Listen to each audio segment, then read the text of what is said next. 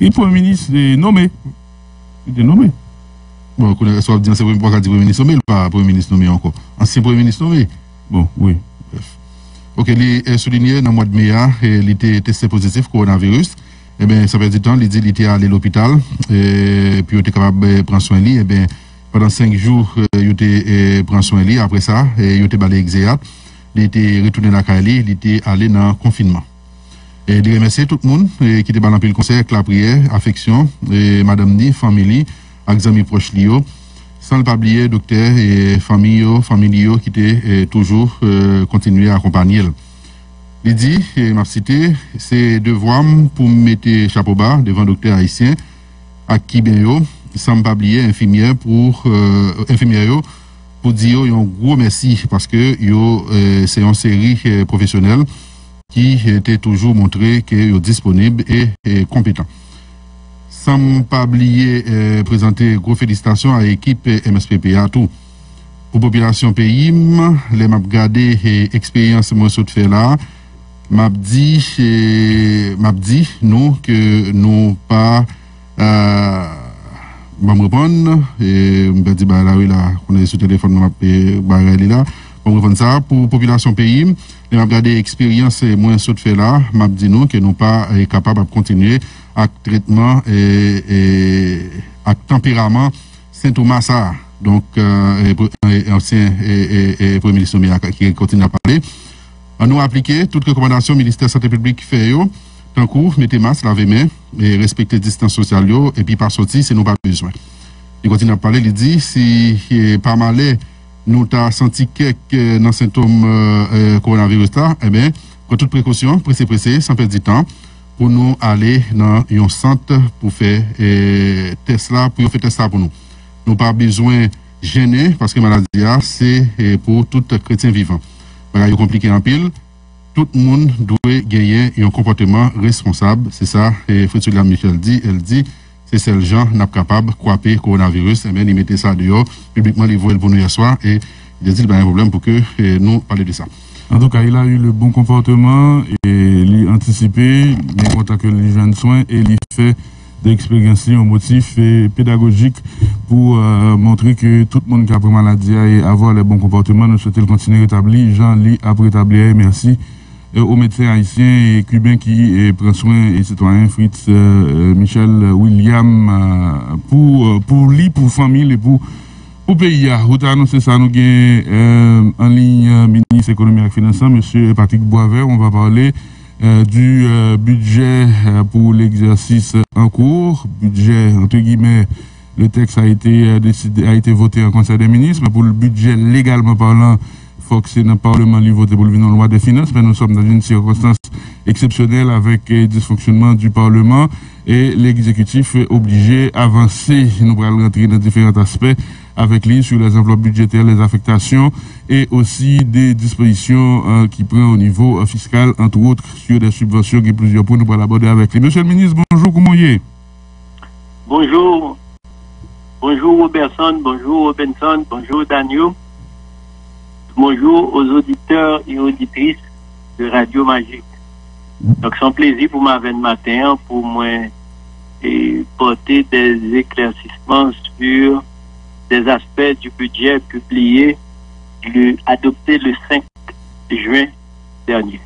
Merci un peu, monsieur le ministre. Enveloppe budgétaire là, est élevée à 198 milliards de gouttes, soit en hausse de 36,4 milliards de gouttes par rapport au budget rectificatif 2017 et 2018 là. Et il y a un montant de 139 milliards qui est alloué au fonctionnement et 59 milliards consacrés aux investissements. Pour qui ça, toujours une disproportion ça, entre le budget de fonctionnement et le budget d'investissement et aussi cette incapacité à investir et l'apport du budget alloué aux investissements, monsieur le ministre? Bon, au fait, merci pour la question. Donc, moi-même, ça me dit nous, et si nous faisons une comparaison, c'est la première fois, niveau investissement public sur les dernières années, c'est la première fois qu'il y a atteint niveau ça, un peu plus de 20 milliards de gouttes. OK? Donc, c'est vrai, fonctionnement est en augmentation. Et c'est pas sans raison.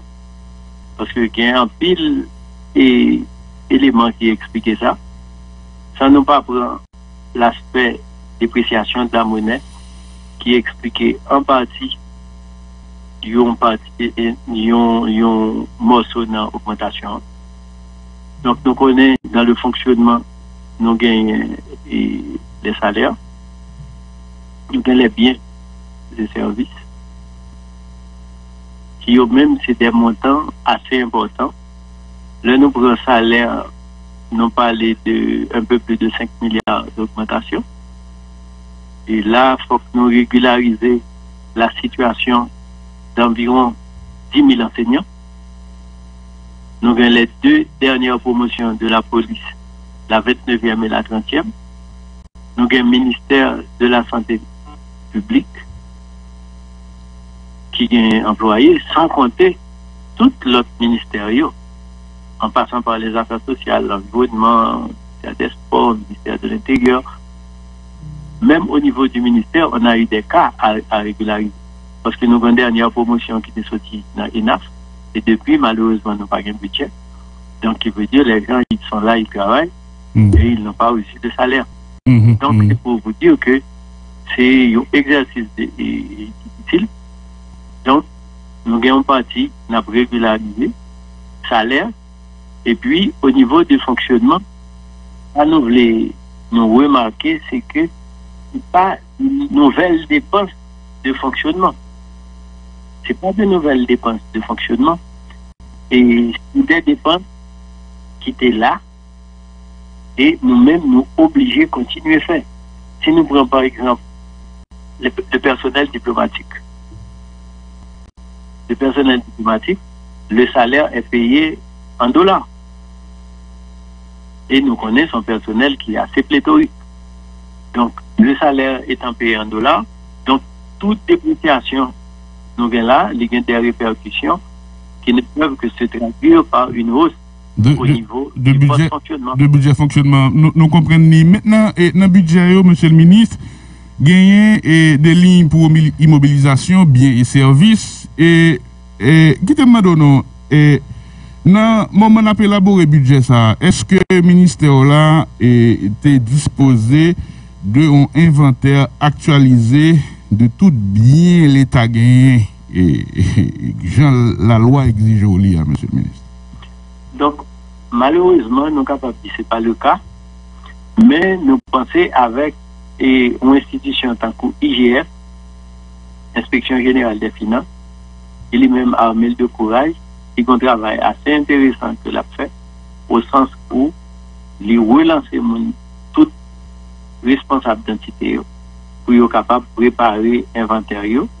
Et dans le moment où on a parlé à grand pile l'institution qui déjà soumettre l'inventaire.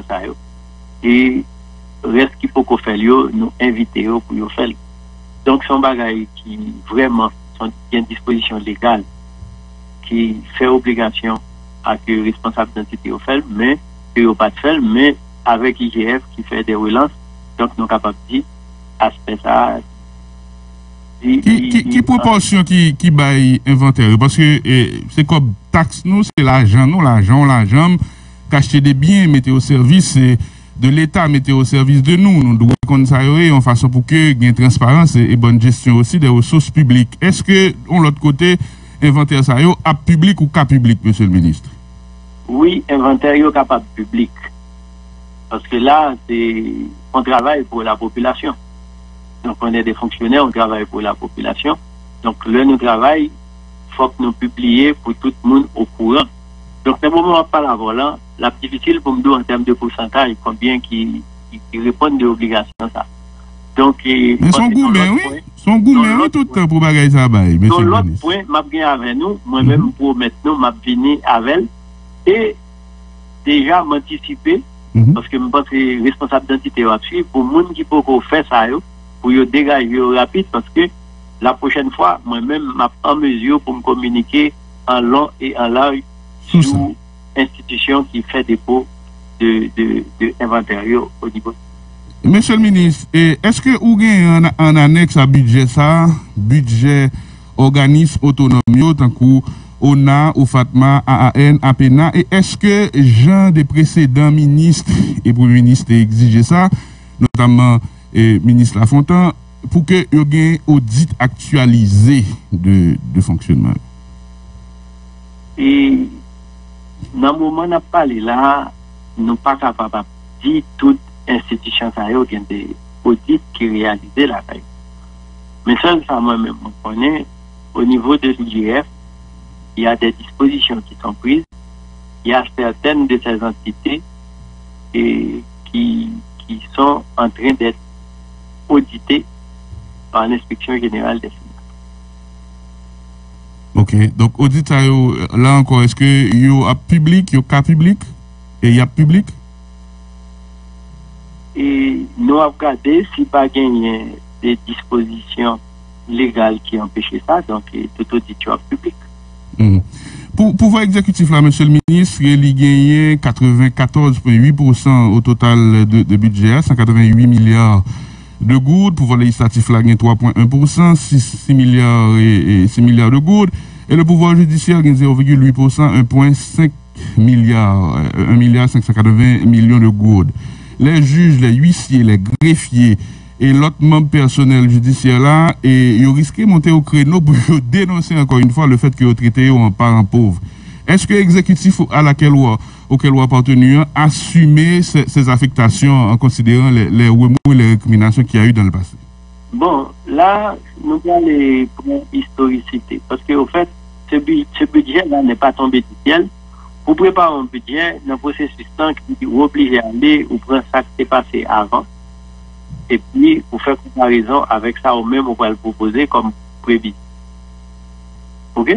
Donc, c'est-à-dire que nous avons gagné une allocation budgétaire autant T0.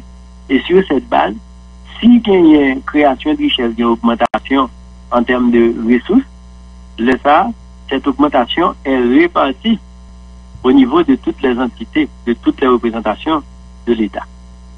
Donc, c'est ça que je suis capable de dire. Nous, c'est-à-dire qu'on n'a pas choisi délibérément d'octroyer un certain pourcentage à telle ou telle entité. C'est espèce de arbitrage là, pardon, monsieur le ministre, pour te discuter, pour gagner des projets d'investissement, pour gagner des projets et qui a nécessité des investissements. Est-ce qu'il y a un arbitrage qui fait avec eux et pas dans le processus de réflexion de décision d'allocation de ressources, monsieur le ministre? On nous prend ça qui est là. Par exemple, si nous prenons année ça, la budget, ça nous gagne là. Donc, nous clair, nous disons, c'est que le contexte n'a pas été favorable pour nous faire de budget un processus participatif. Donc, cet aspect n'a pas été respecté parce que nous comprenons, le gouvernement monte il y a 3 mois. On a dû enclencher les négociations avec les partenaires de l'international et puis, sans oublier le contexte de la pandémie. Donc, je veux dire, c'est qu'on y a tout le monde à essayer de regarder. Moi-même, j'ai souvenance que avec un secteur qui d'habitude qu'on participait avec nous, on était dans une réunion, visioconférence. J'ai passé 1 heure de temps. On n'a pas pu débattre même du premier point inscrit à l'ordre du jour. Qu'est-ce que fait ça? Eh bien, c'est un problème de connexion. Oh, ok. Nous comprenons. C'est pour dire que là, il y a des mises en place qu'a faites. Très certainement, ça pourrait il y a des améliorations. Qui veut dire, si la situation devait perdurer, eh bien, on ferait mieux. On fera mieux la prochaine fois. Okay. Mais donc, là, il y a un problème Internet pour aller négocier, jouer de moyens pour joindre de meilleures allocations et budgétaires, si j'ai bien compris. Non, c'est pas de ça. Moi, je parlé de processus participatif. Ah, ok. Processus participatif. Okay. C'est-à-dire que, d'habitude, l'heure a gagné un budget, on gagne ce qu'on appelle la conférence budgétaire. C'est cette tribune qu'utilise l'entité pour défendre son budget. OK? Donc, étape, ça n'a pas de franchi. Bon, étant donné qu'il n'y avait pratiquement rien à négocier, parce que là, nous arrivons, budget à particularité, c'est-à-dire que nous avons une partie qui est régularisation, c'est-à-dire que les écritures qui étaient passées pendant les 8 premiers mois, et nous comprenons, écriture, ça a passé dans le contexte 2019-2020, alors que le cadre référentiel qu'on dispose, les mêmes, les datés de l'exercice 2017-2018. 2018. Ok. On nous prend l'autre point. Et dans le budget, nous avons des appuis budgétaires de l'ordre de 17 milliards de gourdes et aide projet. Et n'a pas un appui budgétaire, oui, de l'ordre de 17 milliards de gourdes et aide projet de montant de 19 milliards, soit 36 milliards de gourdes. Monsieur le ministre, est-ce que nous avons des inquiétudes par rapport à la capacité pour nous compenser et un budget qui est équilibré à la fin de l'exercice sans impliquer une aggravation du déficit budgétaire en considérant le fait, par exemple, un acte qu'on fournit nous appui budgétaire, c'est l'Union européenne. La semaine dernière, on communiqué limité d'ailleurs côté délégation lançant un appel et pour que il y ait un accord politique, il y ait une élection, pour qu'il y ait une discussion inclusive, pour me répéter mot à mot. Et il a souligné que c'est un retour à la normale de situation, et presque il y a fronti campé et pour analyser encore une fois et 180 millions de dollars et ils promettent pour Haïti. Est-ce qu'il y a des inquiétudes par rapport à comment compenser si fonds ça pas arrivé sur l'exercice ça, et est-ce que le cas aggravé le déficit budgétaire là et à la fin de l'exercice, monsieur le ministre? Bon, là nous-mêmes nous étions optimistes et attachés aux engagements qui sont pris. Donc, nous avons parlé nous là tout à l'heure de discussions assez intenses et laborieuses qu'on a eues avec nos amis de l'international. Donc, c'est dire que quand on est un pays en développement, et tous les aspects doivent être discutés avec les partenaires. On n'évolue pas en vase clos. Donc, c'est dire qu'avec les partenaires, on s'est mis d'accord. Et puis, de ces accords, il y a les préoccupations exprimées par les nationaux. C'est tout ça qui est pris en compte à travers le cadre macro qui est présenté. Et tout ce qui est inscrit dans le cadre de ce document, nous capables de dire, il est compatible avec le cadre macro. Et le cadre macro, ça, il est supporté, il est soutenu par les accords qu'on a eus. Et en termes de promesses, engagements pris par le gouvernement envers la population et les engagements pris envers la communauté internationale. Et cet appui, c'est un appui qui a été négocié et pour lequel nous-mêmes, nous capables de dire, nous n'avons pas gagné aucune inquiétude quant à leur matérialisation. Ça veut dire que notre Union européenne et pour et par rapport à 180 millions de dollars là, vous n'avez pas gagné cassé, vous avez quand même? Non, dans le cadre de ce budget, nous n'avons pas gagné aucune inquiétude. Ok. Donc, nous connaissons ça privé matérialisé. On a tous les accords en ce sens. Ok. Maintenant, nous connaissons, monsieur le ministre, septembre qui se passe là, septembre, octobre, même novembre même, avec séance pays là, ça a gagné des conséquences sur recettes et domestiques. Et là, depuis mars 2020, nous trouvons notre situation encore, c'est Covid là qui nous on l'autre loc encore, qui certainement gagné des conséquences sur recettes publiques. Quelle situation rentrée et domestique, Premier ministre? Est-ce que, par contre, monsieur le ministre, bon, bah, on dit beaucoup pour tant de bagailles. Non, mais c'est ça, on a souhaité au ministre des Finances, la recette avec tout l'autre. Bon, c'est souhaité ça. Justement, monsieur le ministre, sous pays qui pratiquement été fermé depuis mars, quelles conséquences ça a gagné sur les recettes domestiques? Bon, les conséquences sont là et ils traduisent à l'intérieur du budget. Parce que si nous prenons année ça, les prévisions, c'est autour de 89 milliards de gouttes. Donc, on a déjà eu des prévisions qui ont atteint les 99 milliards. Donc, c'est dire qu'on est réaliste quand on a projeté des recettes de 89 milliards dans le cadre de ce budget. Donc, en termes de réalisation, au 31 mai, donc, on a engrangé comme recette environ 53 milliards.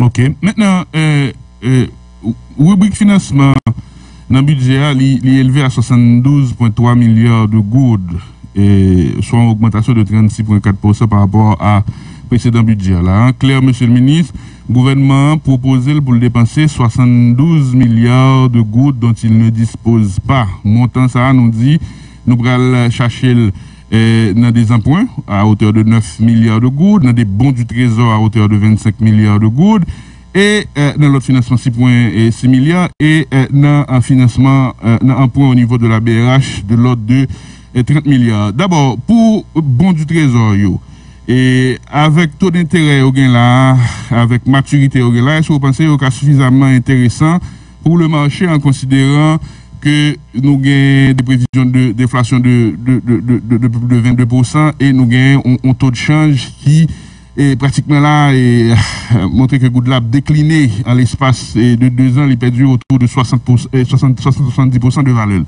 Est-ce que bon BRHO suffisamment sexy et attractif pour que nous joignons montant ça, que nous avons cherché là-dedans, monsieur le ministre, clairement? Bon, et là, en précision, c'est de préférence les bons du trésor et non les bons BRH. Ah, ok, bons du trésor, ok. Oui, les bons du trésor, c'est des bons qui sont émis par le trésor public. Qui taux d'intérêt nous baille sur? Et bon, ça dépend de la maturité, donc ça tourne autour de 10%. Combien pour ça? 10%. 10%. Mais justement, est-ce qu'il est attractif en considérant la dépréciation change et l'inflation, monsieur le ministre? Bon, et oui, il continue à être attractif parce que, au fait, pour l'émission du bon, nous faisons et nous mettons en relation avec la disponibilité en termes de liquidité sur le système bancaire. Ok. Maintenant, pour BRH, nous faisons des prévisions pour que nous ayons 30 milliards de gouttes la dernière sous tout exercice là. Maintenant, l'on vérifié par exemple dernier note de politique monétaire de la BRH pour ce semestre-là, et octobre à mars, et nous supérieurs à 28 milliards de gouttes, nous presque et pratiquement arrivés dans 30 milliards que vous prévoyez pour la BRH pendant tout exercice-là. Comment on va expliquer ça, monsieur le ministre? Est-ce qu'il faut s'attendre à un dépassement de financement monétaire là et par rapport à 30 milliards que nous prévoyons? Bon, 30 milliards là, pour commencer, nous, c'est le niveau qui est compatible au 4 qui est retenu, au 4 macro qui est retenu. Donc, c'est-à-dire qu'il y a eu les discussions. Donc, nous arrivons d'accord que le niveau compatible avec ce qui est présenté dans le 4 macro, c'est 30 milliards de financement de la Banque centrale. Et ce montant-là, nous allons matérialiser à travers le document que nous et les pactes de gouvernance que le ministère des Finances va y gagner dans les jours à venir pour le signer avec la Banque centrale. À date, combien de financement monétaire là, monsieur le ministre? Nous sommes le 9 juin. Bon, moi, je pense que nous avons une limite qui est acceptable. Pas un dernier chiffre là, je ne vais pas avancer le panneau. Nous dépassons 28, nous en bas 30, nous dépassons 30. Je pense que nous avons limite. Ok. Robinson? Non, je quitte 13 janvier qui se passe là. Avant, c'est les 8 heures. Oh, ok. Quittez-nous saluer le drapeau. Monsieur le ministre, saluer le drapeau pays, et puis nous retourner tout à l'heure. S'il vous plaît, gardez à vous tout. Magique 9, toute nouvelle, sans stress.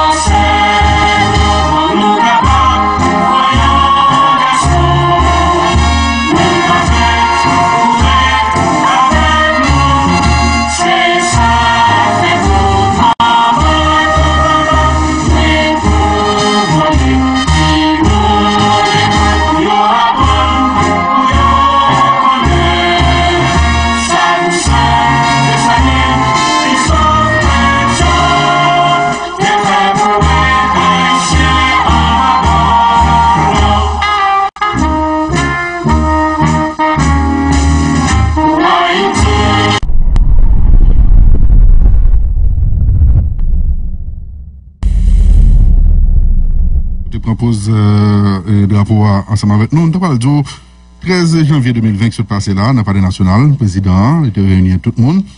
Il dit de constater caducité et parlement.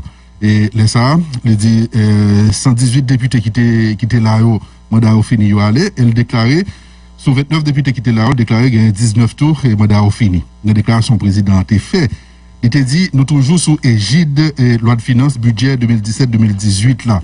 Donc, il te dit, il prend l'argent parlementaire ça, et que le Parlement est pas là, qui pas dans le Parlement quoi, qui était environ 1,6 milliard de gouttes pour que l'État construise 10 lycées. Il te dispatché, il te dit, tant quantité pour tel lycée, tant quantité pour tel lycée. Est-ce que dans le budget ça, nous avons là, journée aujourd'hui là, avec plus de 6 milliards de gouttes pour le Parlement, quoi pour construction, quoi le président a parlé, il a pris le prendre pour parlementaire, est-ce que il reconduit ce budget ça, ou bien est-ce que, comme ça déjà, en exécution, 10 lycées ont déjà construit à travers le pays?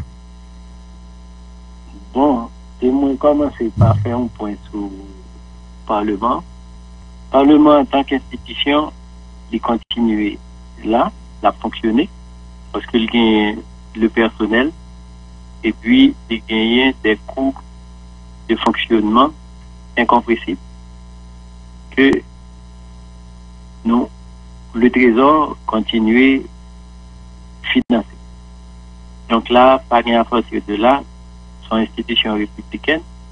Donc, moun qui là dans les employés qui y travaillent, donc, on doit à leur salaire. Donc, pour le fonctionnement, comme je te dis, il faut qu'on continue à suivre. Mais l'économie qui est réalisée, c'est surtout au niveau de salaire que monsieur parlementaire qui parle à eux et qu'on recevra. Et puis, avec l'aide du salaire là, et c'est salaire plus les autres avantages. C'est ça, yo. Donc, nous comprenons. Le budget a moins dit qu'on a fait régularisation. Donc, il y a 8 mois déjà qui fait déjà, qui passent déjà en termes de dépenses exécutées. Et les parlementaires ont bien sorti le 13 janvier. C'est-à-dire, avant de partir, ils ont eu le temps de consommer une partie du montant alloué au Parlement. Je veux dire, même quand nous avons un montant, ça allait là, ça a figuré puisque c'est un montant qui pour budget 2019-2020, mais ça va dire c'est disponibilité, ça qui existait dans le moment. Il y a une partie qui a été consommée, qui est en cours de consommation, et nous sommes capables de dire au niveau du Sénat, il y a 10 sénateurs qui continuent en fonction.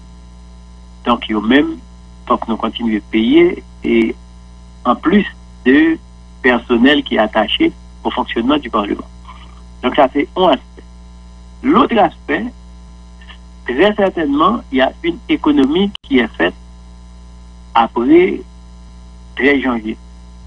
Donc économie ça, c'est lui-même qui vient en lien avec avantages et privilèges qui étaient accordés aux parlementaires qui ne sont plus en fonction.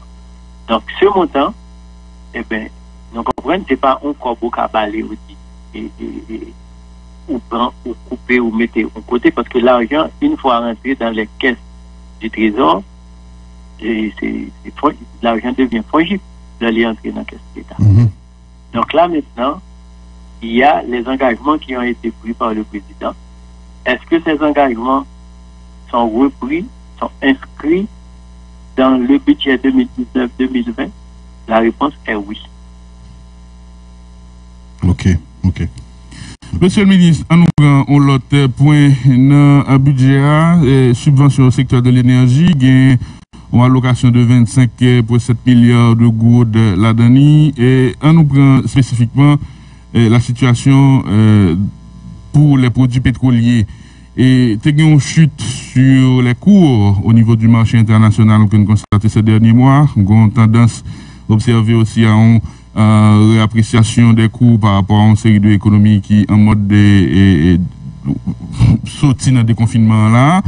Et est-ce que clairement l'État ici envisagé baisser prix produits pétroliers sous marché à si oui de combien? Bon, on va faire un exercice là ensemble avec nous pour nous aider à comprendre la situation. Donc, on structure de prix et malheureusement, le prix n'a pas changé depuis déjà quelques temps dans la structure ça.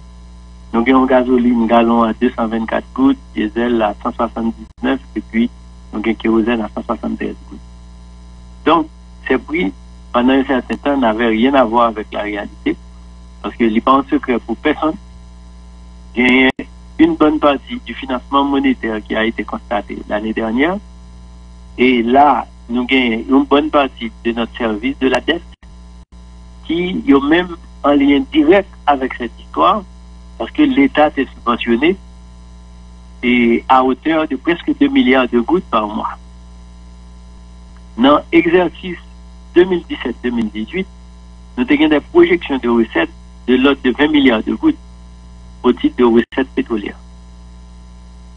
Donc, non seulement on n'a pas engrangé de recettes, c'est-à-dire des 20, pas un centime qui est entré des 20 milliards, pas un goutte qui est entré, on prend seulement de début exercice là, arrivé jusqu'à l'heure, disons, avril-mai, eh bien, on continuait à payer la subvention sur les produits pétroliers aux compagnies pétrolières.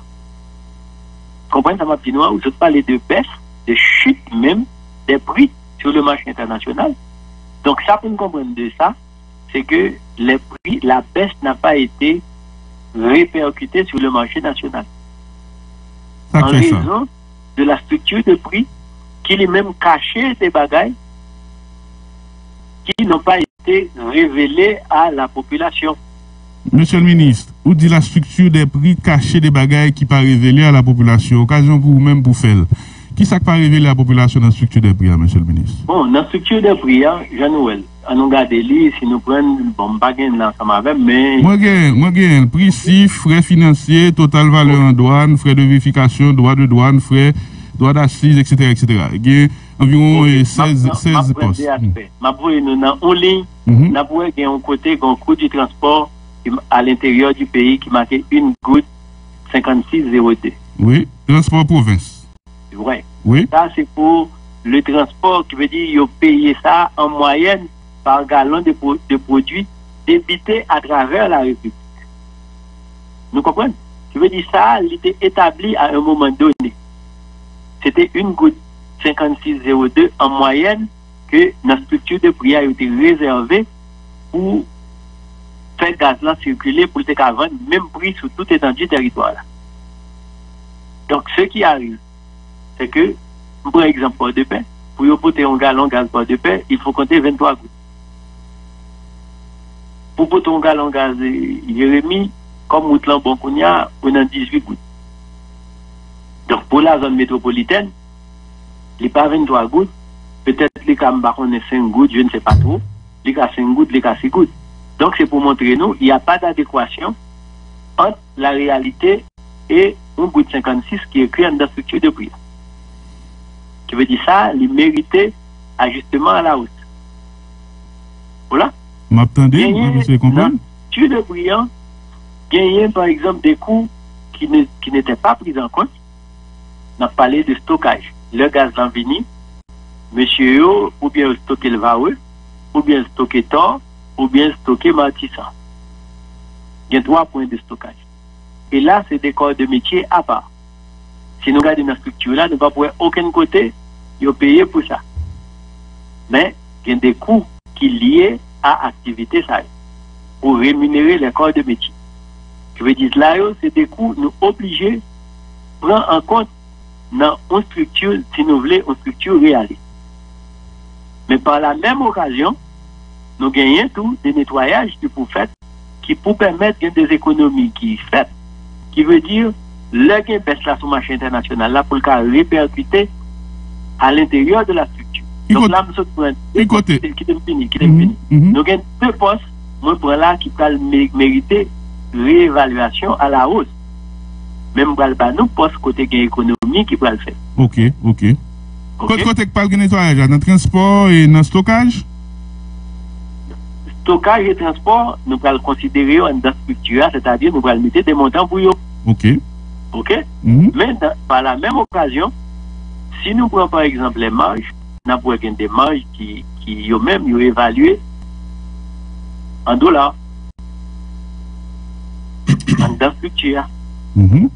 Donc, qui veut dire, maïs ça yo, si nous prenons pondération qui a été établie,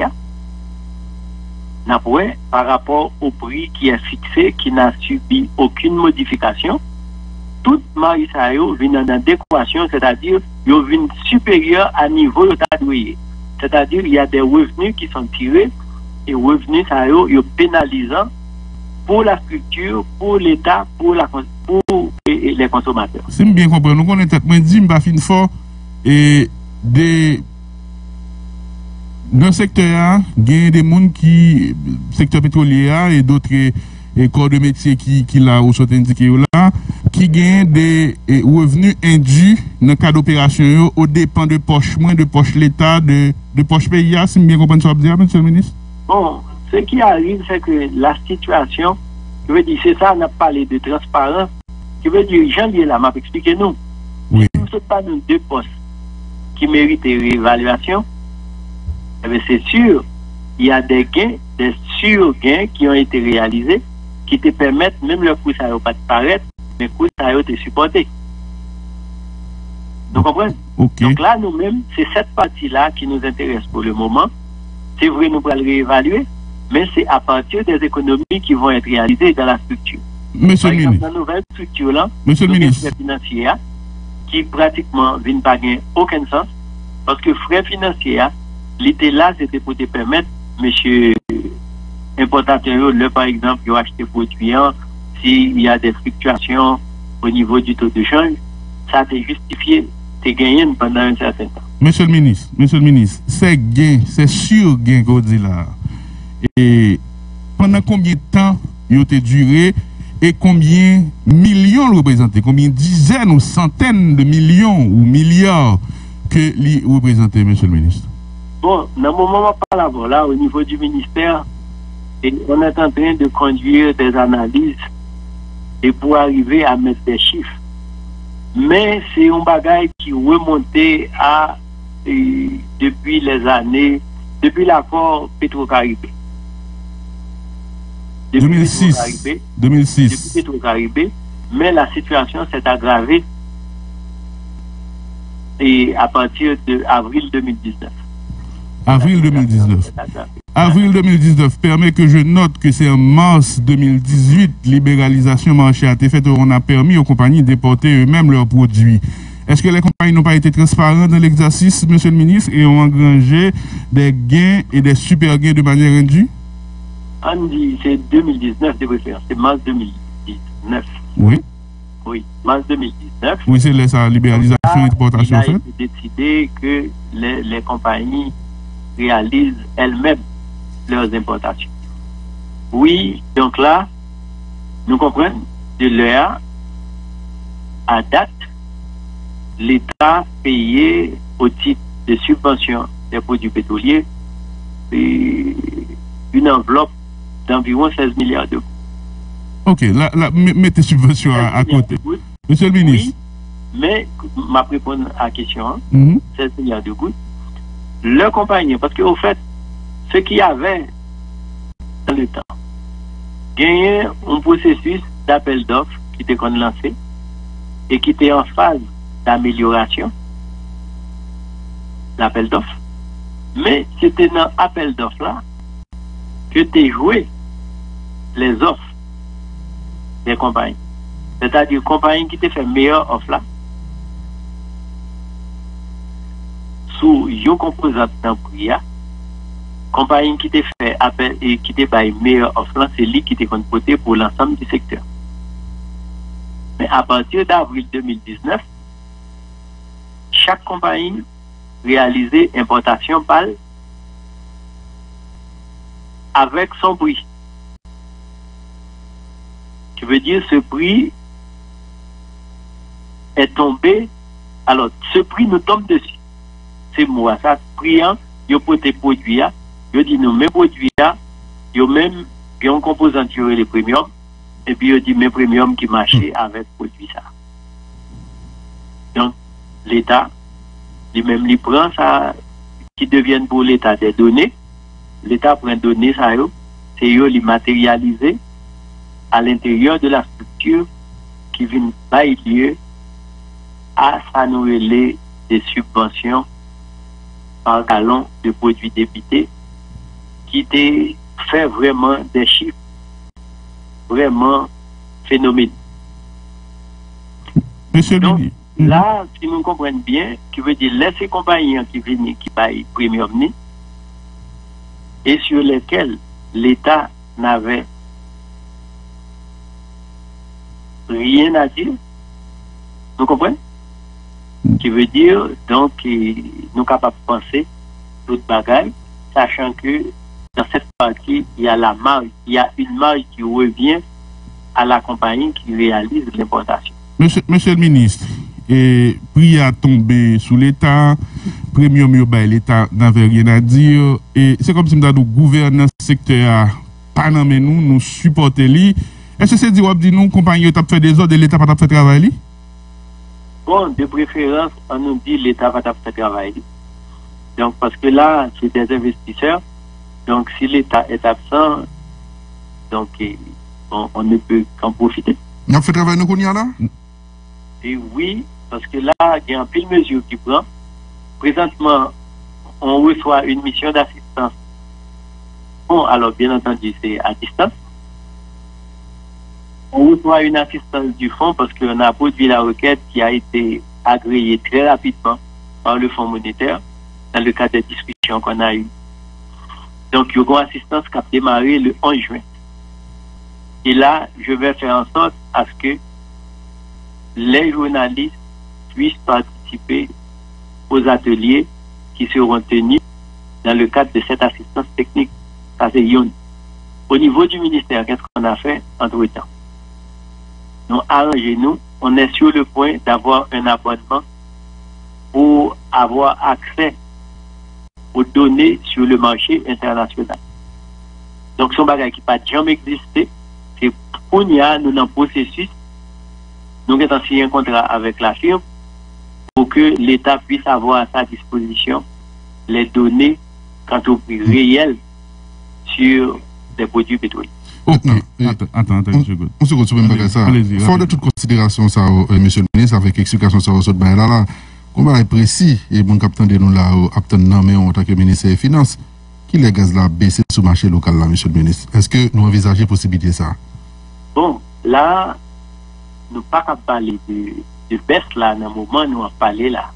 Parce que nous disons, nous avons travaillé pour nous revisiter les structures des prix. Et entre-temps, qu'on appelle d'offres qui était fait pour nous essayer de commencer à régulariser la situation. Une compagnie qui gagne un appel d'offres là, qui gagne un produit qui est supposé entrer demain. Qui compagnie? Et son compagnie, il aurait les Prébel Riche Haïti. Ok, Prébel Riche Haïti. Son compagnie qui est spécialisée dans la question ça ou bien c'est dans le secteur ça l'opérer ou bien dans l'autre tout? Bon, et compagnie, si nous prenons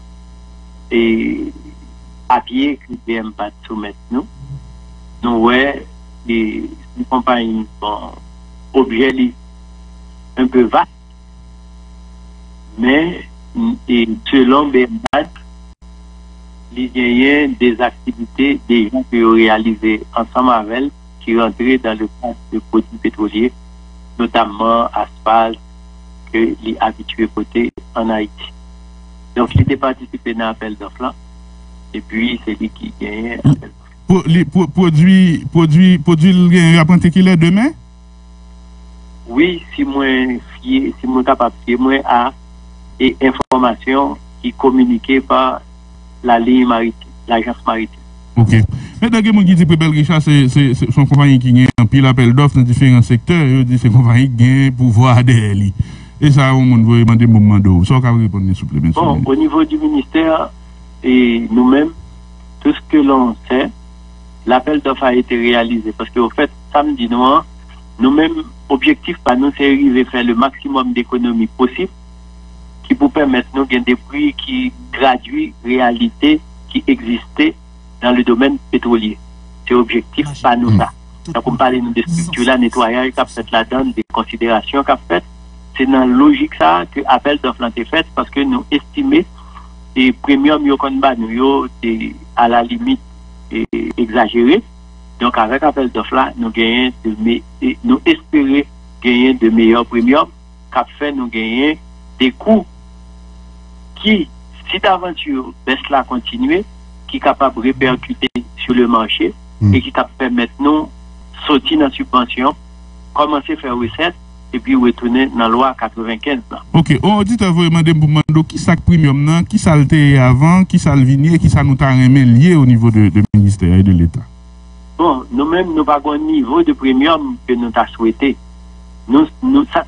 Tout souhait, nous, c'est gagner meilleur premium. Parce que premium, c'est une composante dans la détermination du prix de revient. En fait, nous gagnons, le premium, nous gagnons le prix qui est une donnée sur le marché international que nous avons gagné. C'est l'innover les plates. C'est le prix plate plus le premium, ça donne la valeur cible du produit. C'est à partir de cette valeur qu'on va commencer dans la structure à décliner les taxes de l'État et ce qui est prévu comme revenu pour les différents corps de métier pris en compte dans la structure. Donc, il veut dire que le premium est un élément important, c'est eux deux qui fait nous déterminer qui prix nous allons mettre dans la structure là. Donc, si premium est exagéré, donc nous allons un prix qui est exagéré, nous allons mettre dans la structure là. Là, nous commençons à faire, nous décliner, nous allons arriver dans des situations côté le prix étant connu d'avance, étant fixé, donc tout surcoût qui vient ne peut être que préjudiciable pour le trésor public. Ok. Nous comprenons? Parce que le prix en fixé, la population n'a pas senti le bonheur. Mais si le prix n'est pas fixé, c'était et l'État et la population qui t'a subi. Mais la population a subi à tous les coups, parce que l'État a fait économie, ça t'a permis de nous gagner plus d'argent pour investir dans le financement d'activités en faveur de la population. Moi, je comprends. Est-ce que Prix Belriche, dans l'appel d'offres, combien de mois il pour la proposition de marché? Et est-ce qu'il y a une lettre de crédit ou bien il y a adoubé à des partenaires internationaux qui permettent de continuer l'opération sans qu'il n'y ait pas de shortage ou pénurie sur le marché, monsieur le ministre? Bon. Là, étant donné qu'on est au début du contrat, on attend de voir ce que cela va donner. Et nous gagnons un contrat ensemble avec, bien parti un contrat avec eux pour les 6 mois à venir. C'est presque un mois qui est coulé déjà. Donc, pour les 6 mois à venir, et puis là, nous-mêmes, nous avons garanti que nous avons payé. Et puis, il y aura un crédit qui va être accordé à l'État, qui va nous permettre de mieux gérer le taux de change. Parce que là, la pression, nous ne pouvons pas le gagner. Et c'est que les compagnies ont toujours même exercé des pressions. Mais, étant donné l'État a gagné lui-même pour le payer, la bonne délai relativement long devant pour le payer. Donc, on va pouvoir lisser les interventions sur le marché de change pour éviter qu'on ait de trop grandes fluctuations. Maintenant, Premier ministre, ça te dit, M. ça très, très clair, Yopral et appliquer les lois 95 ans en façon pour capable appliquer les fluctuations en fonction de gens fluctuer sur le marché international là. Et l'idée font mauvais calcul ou bien réalité vient changer parce que là, je vais expliquer là, nous pas aller dans ce sens du tout non là, monsieur le ministre. Oui, l'objectif c'est ça. Nous, on est en cohérence. L'objectif c'est ça. Ça nous vient devant nous, c'est le retour à la loi de 95. Pour ça, moi, on a fait tout le travail, ça, on réalise les économies là où on peut réaliser des économies. Et puis, nous-mêmes, on n'a pas ajusté pour ne pas être insouciants, pour ne pas taxer des incompréhensifs envers le secteur. Donc, nous-mêmes, nous allons réévaluer ça qui était mérité, réévaluer, sachant que c'est à la charge des compagnies créées. Nous-mêmes, nous avons fait apparaître notre structure-là, mais dans le même temps, nous avons fait des économies et déjà nous anticiper les économies vont l'emporter sur les dépenses, sur les nouvelles dépenses qui vont être effectuées dans la structure. Donc, il veut dire tout ça pour un retour à la loi de 95 qui fait de l'ajustement automatique. Maintenant, il y a un timing dans tout, parce qu'un peu le monde a espéré que nous entrions dans la loi 95 ça, les bas la bon sur le marché international là, les prix pétrole la bas sur le marché international là. Bon, ça moi dit nous c'est scientifique, nous comprenons ça que toute bagaille, il faut qu'il partie d'un constat. La population a fait un constat. Nous-mêmes journalistes nous font un constat. Nous disons, oh, Jean-Pierre est là, même si même arrivé prix négatif. Oui. Comment faire Haïti lui-même, il ne peut pas baisser prix. Donc nous-mêmes comme population, nous-mêmes comme autorité, nous faisons constat, là nous regardons, nous disons, on va pas passer là parce que, en fait, pour qui ça baisse ça, j'ai prononcé sur le marché international là, il n'est pas répercuté dans la même proportion sur le marché local là. C'est alors qu'on s'est mis à creuser. Et puis, on a compris que même quand nous avons des prix qui ont continué à baisser toujours, eh bien, nous ne pouvons pas espérer répercussions. Ok. Parce que ce qui arrive là, moi, je voulais faire nous comprendre, la population qui a comprendre, c'est que peut-être c'est son seule importation, oui, ou deux, nous pas gagner des subventions. Dans tout ça, oui, nous entendons. C'est toujours des subventions. Qui veut dire pas de recette depuis déjà quelques années. Et puis, subvention, elle était diminuée. Ça, il faut que nous ayons bonne conscience pour nous dire la subvention a diminué. Mais là, nous faisons relation entre la chute des prix sur le marché international et niveau nous jouons de réduction de subventions. Nous comprenons qu'on devait normalement continuer à creuser. Et c'est en creusant qu'on s'est rendu compte qu'il y a des économies qui sont capables de faire. Ce sur quoi tendent les actions qui sont en train d'être conduites présentement. Nouvelle structure de prix ça, monsieur le ministre, c'est pas applicable sous bateau qui a monté demain? Et depuis bateau a entré, et nous pas dit nouvelle structure, mais il y aura une structure ajustée tout au moins, parce que sachant que ça nous parle pas la structure qui va répondre au standard international là, l'a intervenu après les travaux qui seront réalisés de concert avec l'assistance technique du Fonds monétaire international. Qui bénéfice financier nous pourrons le faire par rapport à la nouvelle structure ça, qui bénéfice financier l'État, qui donc nous-mêmes indirectement et directement dans la poche nous le faire par rapport à la nouvelle structure ça. Eh bien, nouvelle structure là, ça comme on dit, nous déjà les calculs qui sont réalisés nous font croire que n'a fait plus économie que de dépenses. Donc, et cette économie-là, l'IA permet nous prendre un peu plus de temps avant de nous retourner dans la subvention si d'aventure les prix continuent à augmenter sur le marché international. On nous prête très rapidement et plusieurs points avant de nous remercier pour disponibilité ou monsieur le ministre. Et transfert de subventions dans le budget, c'est 38 milliards de gouttes. Quelle est la part allouée aux subventions en considérant souvent qu'il y a des débouchés longs qui sont faits parfois à subventions qui baillent souvent à la discrétion du ministre ou de l'ordonnateur qui gagne autorité pour ça. Part de subventions et qui réflexion qui fait pour que subventions pas où on est. Il pas bail sur base des amitiés et l'autre type d'acquaintance chaque condition. Bon, là pour les interventions, le gros de ce montant, c'est nous ça concerne la subvention des produits pétroliers, je pense, pour un montant de 25 milliards, peut-être 25%. Et puis la partie restante, ça va couvrir les dépenses réalisées pour le compte de l'EDH. Nous parlons de nouveautés dans le budget, c'est parce qu'il y a une ligne qui pourrait prendre en compte cet aspect, c'est-à-dire l'ensemble de l'enveloppe qui va être dépensée pour l'EDH va apparaître dans une ligne budgétaire pour la première fois. Parce que souvent, dans les interventions, il y a une ligne réservée à l'UDH et qui faisait 2 milliards de gouttes. Alors que dans la réalité, c'est plus de 10 milliards qui est dépensé pour l'UDH. Et quid des droits concédés, exonération? Nous éliminer totalement ou bien est-ce qu'il y a des secteurs qui bénéficient globalement dans le budget et qui montent à nous considérer? Bon, on travaille là pour que dans les annexes, donc ça ne va pas apparaître dans ce budget, il y aura des statistiques mais qui ne seront pas analysées. Nous gagnons des engagements qui prennent pour que nous communiquions sur les dépenses fiscales. Ça nous relève exonération. Donc là, avec Covid, Donc, il n'y a pas trop d'informations à être disponibles sur les exemptions. Mais sur l'exercice passé, donc on s'engage à communiquer, à publier les chiffres. Très certainement, il y a des exonérations qui demeurent. Parce que l'exonération, en général, c'est pas à la discrétion d'un ministre ou d'une autorité qu'on donne. Donc, c'est le plus souvent, c'est dans le cadre de loi.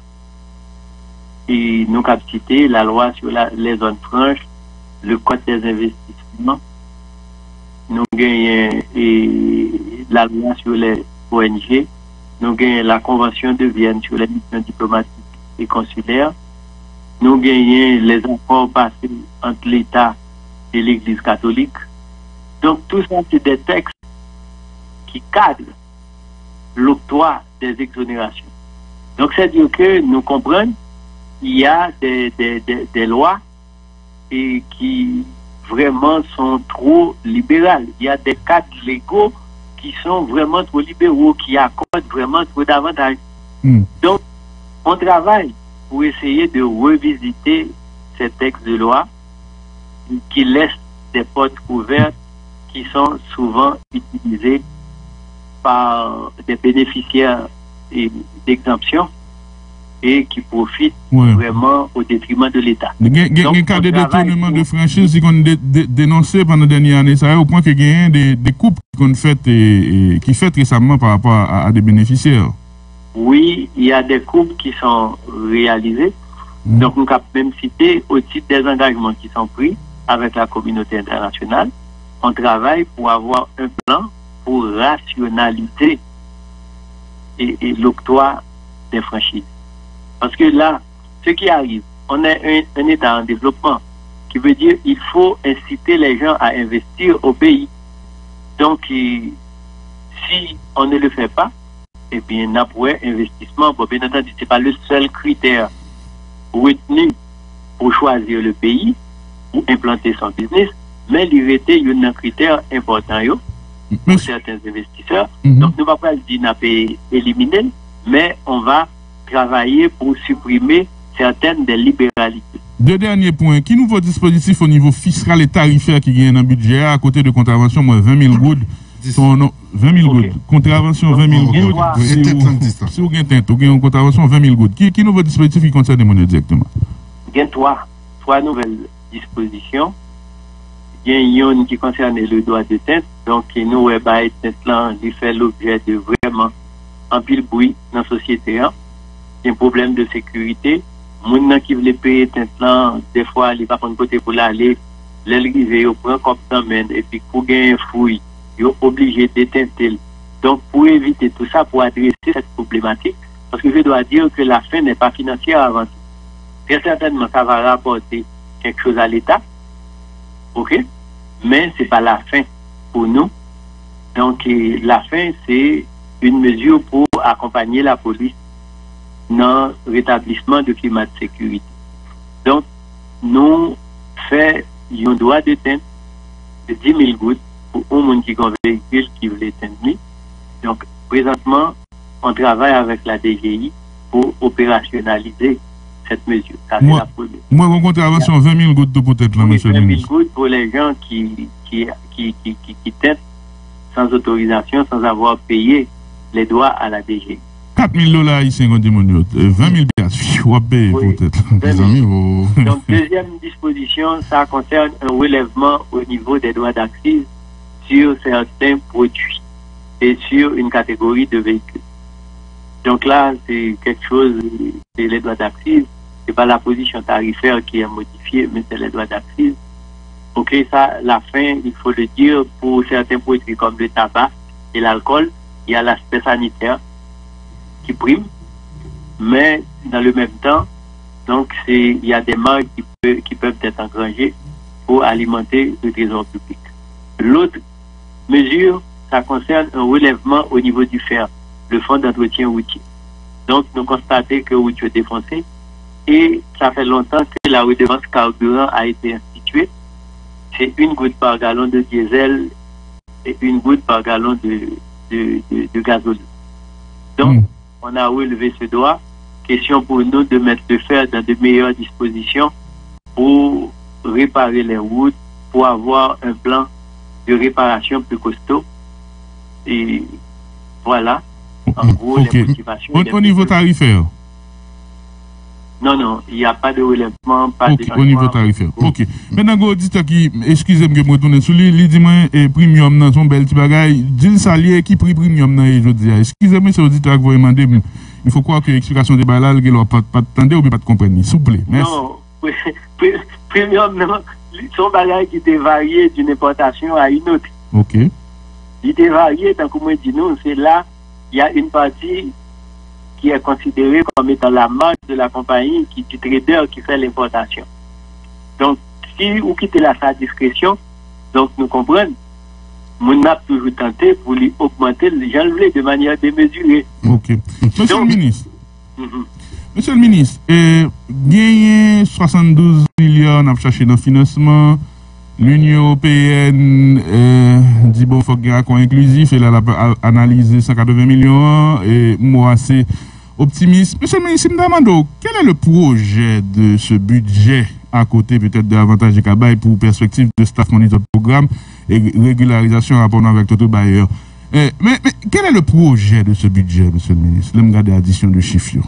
Et là, le projet du budget, il faut voir, et il faut nous situer dans un contexte post-Covid, à nous garder pour les 4 mois. Parce que les prévisions ne concernent que les 4 mois restants. C'est ça pour nous garder. C'est pas comme un budget que nous avons gagné qui est établi avant l'arrivée de l'exercice fiscal. Okay. Donc, nous avons un budget qui est préparé dans des conditions difficiles. Donc, et les 8/12e déjà qui passent, c'est des opérations de régularisation. Ok. Maintenant, monsieur le ministre, un commentaire rapide. Il y a des gens qui me disent que le budget n'est pas sincère, le budget a fait, c'est pour eux, et passé critique, comptable, bon, c'est des dépenses tête chargées qui fait. Qui sont après pour nous commenter ça? Non, mais les dépenses qui fait, c'est des dépenses qui rentrent dans le cadre normal de l'exécution d'un budget. Donc, toute dépense qui fait rentrer obéit à une logique. Je veux dire, il y a des lignes qui ont été normalement préalablement définies et les lignes ont été alimentées. Donc, en fonction de ce qui a été déjà fait comme dépense, donc nous régulariser.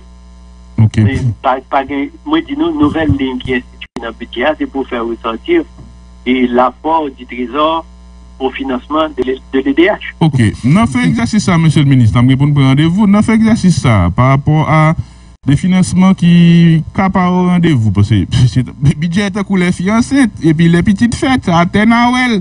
Est-ce qu'on pays a garanti qu'à la fin de l'exercice, good là pas continuer fly, que l'inflation pas continuer et prendre terrain, que nous pas fini l'exercice là avec un taux de financement record qui allait au-delà de 30 milliards que nous prévoyons, monsieur le ministre. Est-ce qu'on garantit ça aujourd'hui ou pas? Donc, et au fait, nous, comme ministre des Finances, et nous-mêmes, nous travaillons pour avoir une politique budgétaire en cohérence avec la politique monétaire. Donc là, ça va le voir nous encore dans 4 mois pour. Donc, qui élaboré dans un moment donné, tout ça qui est entré dans l'aéroport, on reste optimiste. Donc, nous avons des instruments à disposition. Nous, si d'aventure, tu as des problèmes au niveau du financement, même pas regarder même côté avec nous, nous-mêmes concernant la communauté internationale, je reste confiant parce que là, on a beaucoup travaillé avec la communauté internationale. Donc, on a eu des accords et très prochainement, on connaît une publication de ce qui va être signé entre l'État haïtien et FMI et le FMI. Staff Monitor Programme, on va parler, monsieur le ministre, ou l'autre instrument? Ok, ça va le permettre de manière concrète en rapport avec les bailleurs. Dans rapport avec les bailleurs, je veux dire, étant donné qu'on a l'accord de principe, ça va permettre la matérialisation des promesses qui sont faites. Parce qu'au fait, nous sommes pays en développement, nous avons besoin de financement que nous ne pouvons pas aller sur le marché financier pour nous couvrir. Donc, il veut dire qu'il faut que nous entendions avec les bailleurs, parce que oui, nous avons un niveau de financement monétaire qui est compatible avec 4 macro qui fait 30, nous avons un niveau de financement bon du Trésor qui est lui-même en adéquation avec la disponibilité en termes de liquidité qui est sur le marché bancaire. Et puis, l'autre partie est assurée par les bailleurs qui seront pour l'exercice ou qui sont déjà le Fonds monétaire international. Maintenant, monsieur le ministre, ou le ministère a longtemps et m'a suivi l'actualité économique, là, pas aussi longtemps qu'on s'est des vieux. Mais des fois, bah, on compte rendez-vous, c'est sur l'autre exercice. Dans l'autre exercice, là, il matérialisé.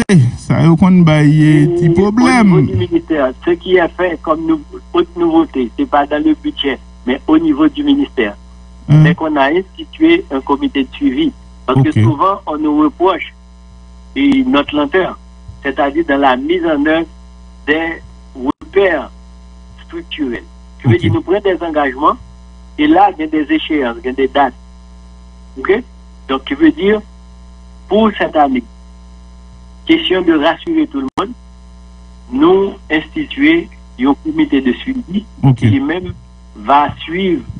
Pour faire discussion, ça. Permettez-moi pour une dernière question, Benson, pour le poser, mais qui te pose cette dernière.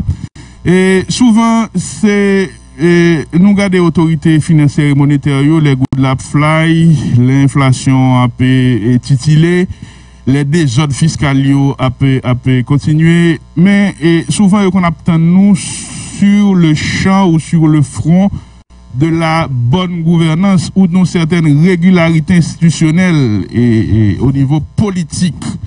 Et comme quoi, pour me retourner à notre FMI, communiqué, pardon, Union européenne, politique là, les tributaires du financier, du fiscal et du monétaire dans un certain niveau, parce que la stabilité permet à l'économie de fonctionner normalement et permet aux agents économiques de fonctionner, d'avoir des profits et de payer leurs impôts.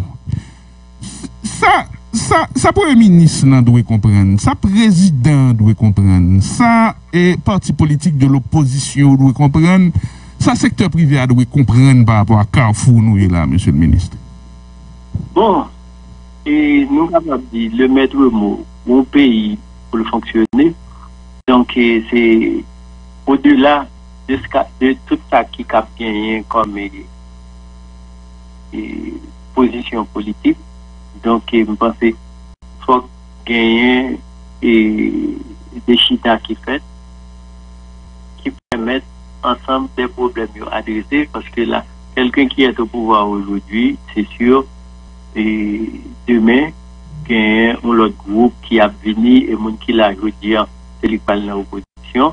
Donc, c'est pour opposition, gouvernement, secteur et privé, tout le monde ensemble, société civile, mettez tête ensemble pour sortir avec des éléments qui sont capables de permettre la population, permettre le pays à sortir dans cette situation liée. Parce que la communauté internationale n'a pas parlé. C'est vrai, au premier chef, il y a les autorités gouvernementales qui sont visées, mais il n'y a pas que les autorités. Les autres composantes de la société sont aussi concernées. Donc, il faut que c'est des réflexions qui fassent ensemble, des participations dans des activités qui pour permettre, si ça a fait comme politique publique là, si moi je dis pas là pour m'élaborer politique publique là dans l'opposition, mais tout au moins, après moi, ça m'a porté qui est dans le programme PAM, mais pour le permettre, et tant qu'on nous dit, approche participative là, l'y avec un sens, au sens où il y aura des critiques constructives qui pourraient le permettre. Je dis à moi enrichi, pendant nous là, dans la Covid, on travaille, on met en place un comité pour élaborer le rapport Covid au ministère des Finances. Donc, toutes les idées, les commentaires sont bienvenus. Totalement. Je veux dire, nous comprenons tout cas sorti n'importe qui côté, si société civile, parce que ça nous fait là, c'est dans le souci d'être transparent. Nous voulons montrer, dans le cadre de Covid, dans le cadre de toutes les dépenses qu'on aura à exécuter, eh bien, pas de problème, tout à fait, c'est dans le sens de l'intérêt commun. Monsieur le ministre, vous évoquez le maître mot transparent et qui était moins bon dit sur une petite question me posée où et article a publié aujourd'hui et où bail tableau par rapport à comme cap dépensé dans le coronavirus là Et 2 milliards et on l'autre, que c'est plus de 30 millions de dollars américains. Nous t'ai parlé avec des gens dans la Cour des comptes qui disent nous que, nous parlons avec eux mi-temps mois de mai, nous parlons avec eux début juin, ils te dit nous que yo pas sollicité pour avis, même si c'est état d'urgence. Et l'article 200-4 de la Constitution dit que pour tout contrat et tout accord, toute bagaille commerciale et financière qu'a engagé l'État, il faut que la Cour ait avis. Et mon cour l'a dit, il n'y a pas de avis, il n'y a pas sollicité pour avis. Pour le ministre dit, et oui, il y a une lettre qui dit qu'il a autorisé de faire ça, une espèce de tirer l'obé sur ça. Maintenant, où te dit que l'idéal serait que tout contrat, toute pièce justificative allait jouer une Cour des comptes. Est-ce que pour ne pas retourner au nom de la transparence dans le code Petro-Caribéen pour le coronavirus là, nous-mêmes au niveau du gouvernement et ou même monsieur le ministre, n'ont pas quoi nécessaire pour nous jouer la carte de la transparence, pour que nous gardions contrat et pour achat équipement de 18 millions, est-ce que c'est Prebelle Riche, est-ce que c'est Titoni, est-ce que c'est Jean Tenny, Robinson, pour nous connaître qui est ce monde qui gagne, pour nous garder ce gain de népotisme, ce gain de favoritisme, prise d'intérêt illégal, en façon pour que nous commencions à insuffler on souffre de confiance à travers la transparence et la reddition de comptes dans nos opérations. Moi, je vais sur aspect ça, c'est vraiment ma dernière question, Robinson, pour avant de niveau. Bon, moi, je pense que tout ça dit là, c'est bienvenu, dans le sens où nous-mêmes, nous pas gagné un objectif qui est différent. Donc, toute démarche que nous avons fait, c'est pour nous arriver dans ça. Je vais faire là où évoquer un tableau. Profiter pour me dire son récapitulatif des dépenses, ce n'est pas un rapport lié aux dépenses parce qu'un rapport est supposé gagner bien plus que ça. Donc c'est pourquoi moi parler d'un comité au niveau du ministère des Finances qui lui-même pour le travail avec les ministères sectoriels qui est impliqué dans la réponse à Covid pour mettre en place l'ensemble de la documentation exigée par la Cour des comptes. Public lab tout? Non, mais c'est tout ça qu'a fait, il a connu et publié. Donc là, son première démarche, nous faisons nous communiquer sur les chiffres. Okay. Donc, chiffres, ça, nous allons gagner pour nous travailler, pour finir. Et puis, ça, à chaque étape, les rapports qui vont être élaborés, c'est le même genre avec une communication qui fait sur eux. Donc, par rapport à là, nous comprenons, bon, c'est difficile quand on a l'équipe en place. Donc, une population qui ne demande qu'à être soulagée, qui veut dire qu'il faut qu'il y ait des actions qui te prennent rapide. Donc, les gens de la Cour font partie, eux aussi, de la société. Donc, qui veut dire gagner des dispositions qui sont en train d'être prises pour régulariser les dépenses qui sont déjà effectuées. Et puis, par la même occasion, on travaille pour nous améliorer, qui veut dire pour les dépenses à venir, pour nous voir si, même quand on est dans l'état d'urgence, on peut toujours se référer à l'état d'urgence, mais quand même, il y a un cadre pour les dépenses qui doivent être respectées. Donc, on travaille pour améliorer, pour harmoniser les relations entre les ministères impliqués dans les dépenses. Donc, je profite pour dire que le ministère de l'économie et des finances en est responsable. C'est nous autres qui exécutons, mais les requêtes proviennent des ministères sectoriels. Donc, c'est pourquoi nous travaillons pour nous bouclant, c'est-à-dire nous prenons le travail avec les ministères sectoriels impliqués, qui ont un problème pour nous aider dans rectifier et puis pour être en harmonie avec eux. Donc, voilà pour le moment. Maintenant, monsieur le ministre, pour nous finir, pour la population en captant d'eau là, avec un taux de croissance négatif, moins 3%, un taux d'inflation annuel qui est autour de 24%. C'est pas demain, non? Il y a espérer une amélioration dans la vie, monsieur le ministre? Et bon, ça dépend. C'est pourquoi dans le budget, nous parlons de un objectif, c'est jeter les bases pour un retour à la croissance. Donc, là, nous dit jeter les bases pour un retour à la croissance. Donc, nous allons travailler déjà au niveau du ministère, nous travaillons sous l'autorité du président et du premier ministre sur un plan de relance de l'économie.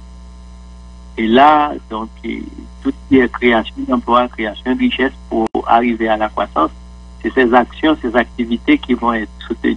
Monsieur le ministre, chaque gouvernement qui passe au dit même bagage ça. Il parle de travail sur le lance économique là. Et nous là encore. Déjà, nous commençons à dans des niveaux avancés sur les réflexions et sur les consultations avec les bailleurs pour trouver les moyens pour adresser en priorité le problème des secteurs les plus touchés, en commençant par les petites et moyennes entreprises. Le président a parlé, il a évoqué crainte pour famine, grand groupe capable de gagner après Covid-19 là. Il a même annoncé une cellule économique et il a demandé au Premier ministre pour te mettre capé. Nous pas entendre parler de ça. En qui ça, budget ça capable d'éviter sa présidente une famine, grand groupe après Covid-19 là? Bon, si nous regardons, il y a des distributions massives qui sont réalisées en termes de ratio sèche. Donc c'est sûr que ce n'est pas la panacée. Non, ça c'est pendant Covid-19 là, on parle après Covid-19 là. Mais là, c'est des choses là qui vont continuer. Parce que si nous suivons, pendant même adoption du budget, il y a la politique, il y a un document de politique nationale de promotion et de protection sociale qu'ils ont adopté en même temps. Donc là, c'est pour renforcer les actions qui sont conduites par l'exécutif pour venir et pour aider, pour accompagner les populations défavorisées. Et là, on a l'assistance de la communauté internationale. Donc, c'est vraiment un point sur lequel on s'est mis d'accord. Donc, on va travailler à améliorer les dispositifs existants. Question pour nous d'arriver à toucher le maximum de gens à se retrouver en difficulté pour le moment. Monsieur le ministre, merci. Oui, il n'y a pas de questions qui viennent, il y a des programmes, professeurs, etc. Par contre, on tire pendant 30 secondes parce que c'est auditrice qui va demander. Bon, pour professeurs, nous sommes capables de dire que ça va bon train. Et nous sommes capables de dire que les fonds ont été mobilisés.